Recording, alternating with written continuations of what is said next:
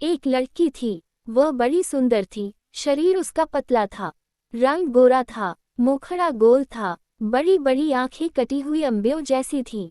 लंबे लंबे काले काले बाल थे। वह बड़ा मीठा बोलती थी। धीरे धीरे वह बड़ी हो गई। उसके पिता ने कुल के पुरोहित तथा नाई से वर की खोज करने को कहा। उन दानों ने मिलकर एक वर तलाश किया। न लड़की ने होने वाले दूल्हे को देखा, न दूल्हे ने होने वाली दुल्हन को। धूमधाम से उनका विवाह हो गया। जब पहली बार लड़की ने पति को देखा तो उसकी बदसूरत शक्ल को देखकर वह बड़ी दुखी हुई। इसके विपरीत लड़का सुंदर लड़की को देखकर फूला न समाया।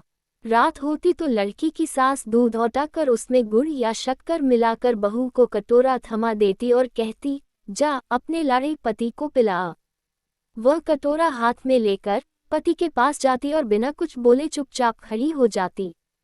उसका पति दूध का कटोरा ले लेता और पी जाता। इस तरह कई दिन बीत गए। हर रोज ऐसे ही होता। एक दिन उसका पति सोचने लगा, आखिर यह बोलती क्यों नहीं।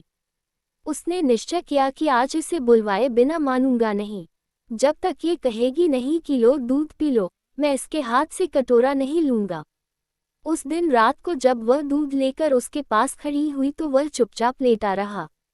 उसने कटोरा नहीं थामा। पत्नी भी कटोरे को हाथ में पकड़े खड़ी रही, कुछ बोली नहीं। बेचारी सारी रात खड़ी रही, मगर उसने मुंह नहीं खोला। उस हठीले आदमी ने भी दूध का कटोरा नहीं लिया। सुबह होने को हुई तो पति ने सोचा, इस बेचारी ने मेरे लिए कितना कष्ट सहा है। यह मेरे साथ रहकर प्रसन्न नहीं है। इसे अपने पास रखना इसके साथ घोर अन्याय करना है। इसके बाद वह उसे उसके पीहर छोड़ आया।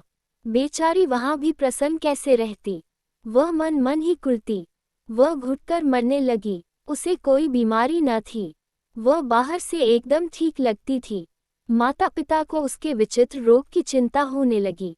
वे बहुत से वैद्यों और ज्योतिषियों के पास गए, पर किसी की समझ में उसका रोग नहीं आया। अंत में एक बड़े ज्योतिषी ने लड़की के रंग रूप और चाल ढाल को देखकर असली बात जान ली। उसने उसके हाथ की रेखाएं देखीं।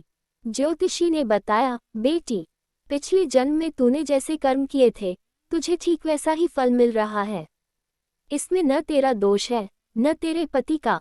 तेरे पति ने पिछले जन्म में सफेद मोतियों का दान किया था और तूने ढेर सारे काले उड़द मांगने वालों की झोलियों में डाले थे।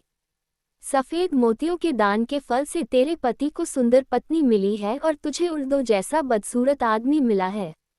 ऐसी हालत में तेरे लिए यही अच्छा है कि तू अपने पति के घर चली जा और मन में किसी भी प्रकार की बुरी भावना लाए बिना उसी से संतोष कर जो तुझे मिला है, और आगे के लिए खूब अच्छे अच्छे काम कर।